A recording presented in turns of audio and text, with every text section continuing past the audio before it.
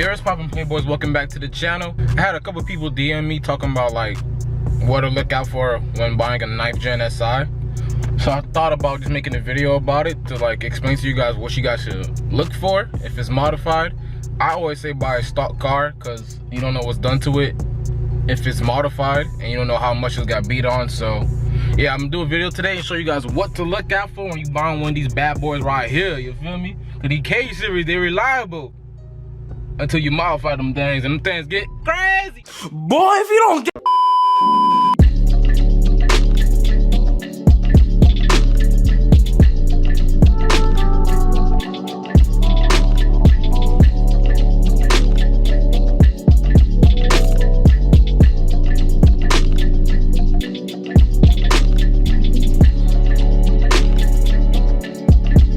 I'm gonna give you guys some tips when buying a used Honda Civic, well, a 9th Gen Honda Civic, and let's get it started. All right, guys. So the first thing I'm gonna tell you guys when buying a used 9th Gen is to look at the shifter, feel out the shifter, see if it's making any weird noises, make sure that it gets in gear, and also feel if it's a short shifter. Because if it's a short shifter like mine, you could obviously tell it's been, you know, modified and probably beat on. Also, since you're already inside the car, feel out the clutch. If it's a stock clutch, you should go in pretty easy. If it's an aftermarket clutch, you obviously could feel that because it's gonna be stiffer than stock. But stock feels like probably like a little tougher than the gas pedal. So you can put it in like real easy. Also, you guys want to make sure the clutch is good. If the clutch isn't good, what you guys should do is put the e-brake up and try to move the car with the e-brake up. If the RPMs fall and the car's not moving, that means the clutch is slipping. Also, you can drive the car up to like 50 miles per hour or 45 miles per hour, put it in 6 and floor it. And if the RPMs fly up and the car's not moving, you know what that means. Gotcha, bitch. Also, another tip is to turn on the car, press menu, go to vehicle information. Once you do that, it's gonna say maintenance info, press that, and it's gonna show you all like the stuff the car needs to have done. And it'll show you the oil life, you know, tire rotation, air filters, stuff like that. And that will help you know a couple things about the car, like if it needs spark plugs, I'm pretty sure that code will pop up, needs spark plugs, stuff like that. So yeah. Also, make sure everything in the car works. Make sure the AC works, make sure all these buttons here work, make sure your hazard works, make sure your traction control off button works, make sure everything in this car works. Touch everything that's electrical, especially your sunroof, because sometimes these could like go bad, and like mine has a little rust in here, so you guys can't really see it. But yeah, make sure you guys check out everything electrical about this car. For some reason, with the 9th Gens, if the battery starts going bad, like your car acts like it's retarded and doesn't know what it's doing. Like stuff turns off, you start getting weird noises and beeps, all your lights pop up. Like make sure that battery is good so you guys won't get scared when stuff do happen. And if it does happen, it might be the battery. Another smart thing to do when you're outside the car is to feel under the bumper to see if the car had a lip. Obviously my car has a lip, so I can't really show you guys, but when you feel under the bumper, you feel like tiny holes that the lip was drilled into. So that lets you know that the bumper has some holes in it and you previously had a lip that the owner took off.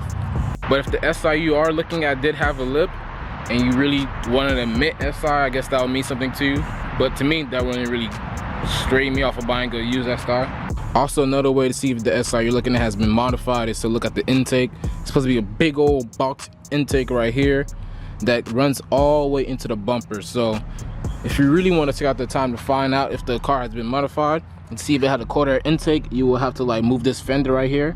And if you see like a piece of the hose is like a resonator hose for the intake is missing, that also means that the car had a cold air intake or it had that removed to have some work done or something. And that's usually a piece people forget to put back in the car when they're returning it to stock because it's so like you don't really need it.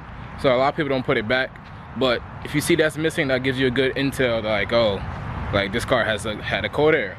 Also, a good thing to check out for is the bolts. Make sure that all the bolts don't look like they've been messed with. If all the bolts look like they've been messed with or have like scratches on top of them, that obviously gives you a sign that the car has been modified and they placed it back into stock form so they can sell it. Also, look at the bushings. But if there's a stock intake here, you won't be able to see it. But if there's not a stock intake, you obviously can see the bushings. Also check out the motor mounts to make sure that they're stock motor mounts. This is the upper pitch mount and this is the transmission mount. If they don't look like this, that also gives you a sign that the car has been modified or it has replacement mounts. Also, a smart thing to do is to check if these have clips. If these don't have clips, that means they broke them, because they do break pretty easily. And that also gives you a sign like, hey, they done something to the car, so make sure you guys check out for that too. My clips actually broke when I was installing the coils, so yeah, there we go. Make sure you guys check out the fenders.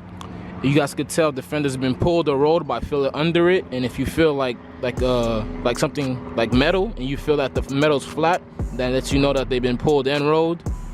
And also, when they have stock wheels on, the wheel's gonna look like it's sitting really far inside, but it really isn't. It's just that the fenders have been pulled. So that gives you a sign knowing that they had different wheels and the car has probably been lowered. Another smart thing to do is to check under the car to see if the car has been slammed. A lot of people slam SIs, so check it under the car. Make sure you guys check out the subframe. If the subframe has like any scratches, dents, or anything that look like rust, that gives you a sign that the car has been slammed. Another smart thing to do is to turn on the car. And while you have the car on, you guys want to go listen to the exhaust. If you guys hear a lot of popping or like little crackles while it's idling, that means something's wrong. It means it could like need new spark plugs. It can mean a lot of things. But as you guys can hear, mine's a smooth idle, and there's no little pops and no little dings, no nothing. So it's a good car. Another smart thing to do is to get in front of the car, listen to the engine. These cars come with a lot of ticking, so don't be afraid the car's ticking. But if it's a loud, super loud ticking, that can mean something's wrong with the head, and you should not even look at the car. So you guys should just leave it alone. A lot of people think owning an SI is a really easy, cheap car to own, which it is if you take care of it. If you don't take care of it, these cars could cost a lot to fix. Because these motors, when they blow, they cost $1,000 and up to get a new one. And that's not even like a brand new one. That's one with like miles. So you guys gotta really be smart when buying these cars, because a lot of people do try to rip you off and give you a piece of crap and think it's a good deal because you're getting it for such low money. But then again, when stuff start breaking, you're gonna know why they sold it for so cheap. And obviously the best thing to do while testing out a new 9th Gen SI is to obviously hit VTEC. If VTEC don't crack and VTEC's not loud, even with the stock intake in, the VTEC should still be loud. If you don't hear that crossover of the car, that means something's wrong with the motor.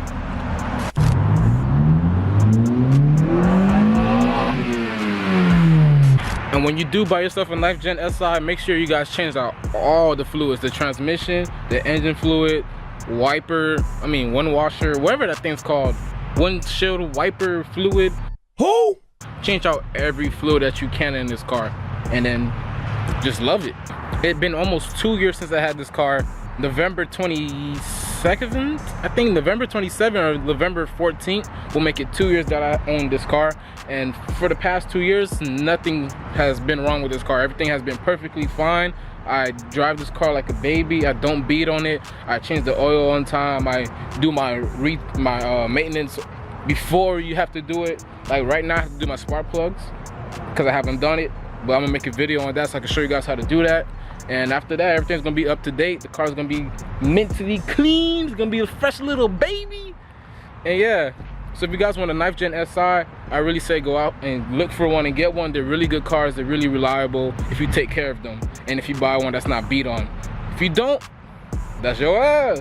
But yeah, man, that's gonna be it for this video. Hope you guys enjoyed it. Please like, comment, subscribe, and stay tuned for more videos. Your boy's out. Peace.